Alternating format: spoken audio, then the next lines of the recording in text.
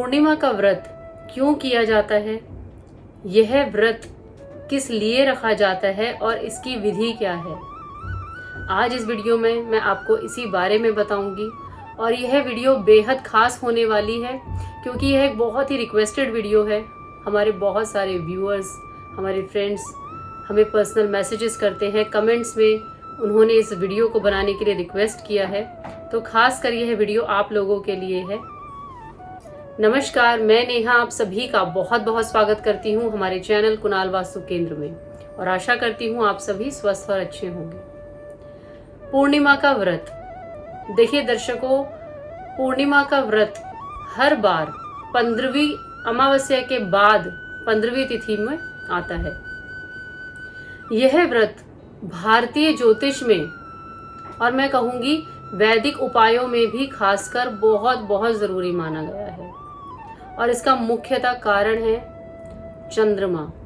जी हाँ, देखिए आप शायद जानते नहीं होंगे पर अगर हम किसी की कुंडली देखते हैं तो उसमें भी चंद्र राशि को ही मुख्य तौर पर इम्पोर्टेंस दी जाती है। पूर्णिमा के दिन चंद्रमा पूर्ण होते हैं जो कि और अपनी पूरी सभी कलाओं से परिपूर्ण होते हैं, देखने में बहुत ही सुंदर माने जाते हैं, सुंदर देखे जाते हैं। चंद्रमा हमारे भारतीय संस्कृति में माता को बहुत ही एक ऊंची पदवी, मुख्य पदवी दी गई है। माता को, घर की लक्ष्मी यानी पत्नी को भी उतना ही मान सम्मान दिया जाता है। तो हमारी कुंडली में, भारतीय ज्योतिष में चंद्रमा का जो हमारे घर में मुख्य कारक है वह हमारे घर की माता, हमारे घर की लक्ष्मी को माना गया है। उसके साथ ही साथ दर्शकों मैं कहूँगी हमारा जो मन है, हमारा मन क्या विचारता है, क्या सोचता है, हमारा मन कितना मजबूत है, कितना कमज़ोर है, हमें स्ट्रेस, डिप्रेशन होता है, इन सभी का कारण, इन सभी का होल्ड सिर्फ चंद्रमा के पास होता है। इसलिए भी खासकर पूर्णिमा के व्रत को बहुत बहुत मुख्य माना जाता है। देखिए सबसे पहले तो मैं आपको बताना चाहूँगी आप कब से इसे शुरू कर सकते हैं। माघ से। जी हाँ, माघ महीने की जो पूर्णिमा होती है वह भी बहुत शुभ मानी जाती है। ऐसे तो कार्तिक महीने की भी होती है पर अगर आप शुरू करना चाहते हैं तो आप माघ के महीने से शुरू कर सकते हैं। इसमें 32 व्रतों का संकल्प लिया जाता है। जी हाँ, कम से कम आपको 32 पूर्णिमा के व्रत करने होते हैं, तब भी आपकी मनोकामना सिद्ध होती है।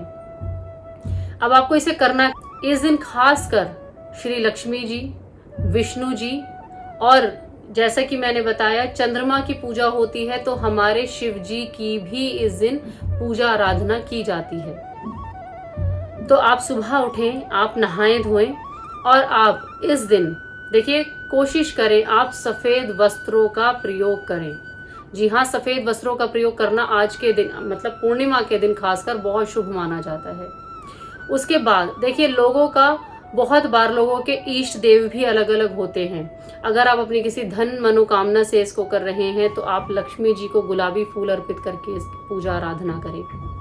अगर आप मान लीजिए विष्णु भगवान, क्योंकि बहुत बार सत्यनारायण के रूप में भी हम पूर्णमासी का दिन बनाते हैं, पूर्णमासी के दिन लोग व्रत करते हैं, पूजा करते हैं, तो आप सत्यनारायण भगवान की पूजा भी करते हैं और कर सकते हैं। इस दिन आप उन्हें पीले फूल अर्पित करें, पीला प्रसाद चढ़ाएं, पीले रंग के प्रसाद का भी आप दान कर सकते हैं। और साथ ही साथ जो लोग करना चाहते हैं तो वह पूर्णिमा के दिन शिव भगवान की पूजा भी कर सकते हैं। खास कर जो शाम की पूजा होती है यानी कि सूर्य अस्त के बाद जो चंद्रमा जिस समय उगते हैं उस समय चंद्रमा को अर्घ देना यानी कि जल देने की प्रक्रिया बहुत ही मेन मानी जाती है। क्योंकि देखिए हम सभी जानते हैं कि पूर्णिमा के दिन चंद्रमा पूर्ण रूप से पूर्ण होते हैं और इस दिन चंद्रमा की ही पूजा की जाती है। तो आप सूर्य अस्त होने से पहले ही आप देखिए पूर्णिमा के व्रत में आप कोशिश करें शाम के समय आप जरूर नहाएं धोएं और उसके बाद आप पूजा करें। सुबह तो आप नहा लिए पर पूर्णिमा के दिन खासकर आप शाम को दोबारा नहाएं। प्रसाद के लिए आप खीर बना सकते हैं क्योंकि सफेद अर्पण करना चंद्रमा देव को बहुत बहुत पसंद है।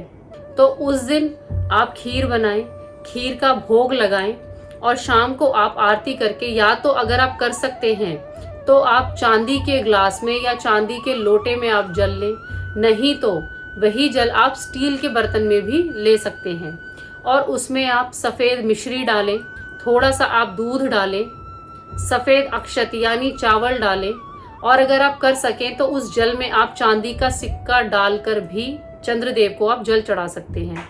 अब इसकी प्रक्रिया क्या है, देखिए इस चीज़ का खासकर ध्यान रखिएगा।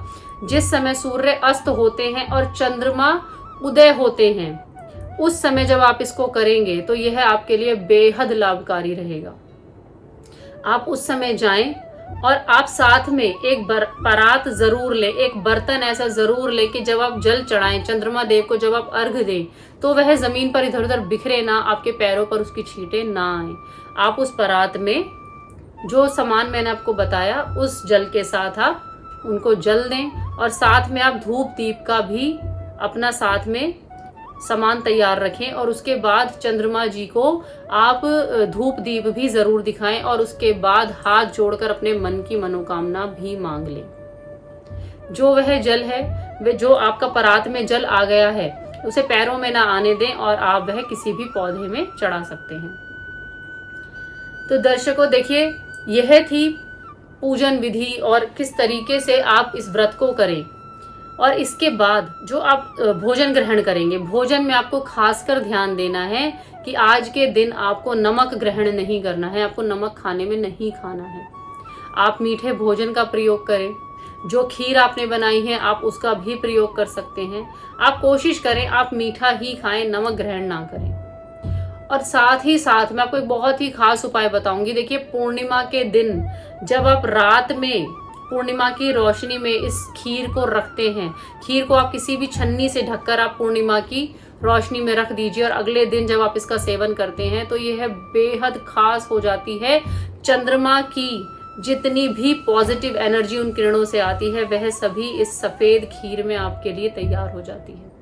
जब आप ऐसे किसी बीमार व्यक्ति को, बीमार बच्चे को, जिनको मानसिक कष्ट है, उनको आप ऐसा प्रसाद देते हैं तो उनके लिए भी यह बेहद उपयोगी और लाभकर रहता है। और लास्ट में मैं आपको कहना चाहूंगी दर्शकों, पूर्णिमा के दिन आप किसी भी सफेद वस्तु, सफेद वस्त्र, सफेद मिठाई, सफेद पुष्प, आप ऐसा कुछ भी दान करें। जो भी निर्धन है, जिनको एक्चुअली नीड है, आप उनको दान करें। यह दान आपके लिए बहुत बहुत अच्छा रहता है। तो दर्शकों, आज के लिए इतना ही। ऐसी ही वीडियोस मैं आपके लिए लेकर आती रहूंगी। अभी तक अगर आपने हमारे चैनल को सब्सक्राइब नहीं किया है तो हमारे चैनल को ज़रूर सब्सक्राइब करें।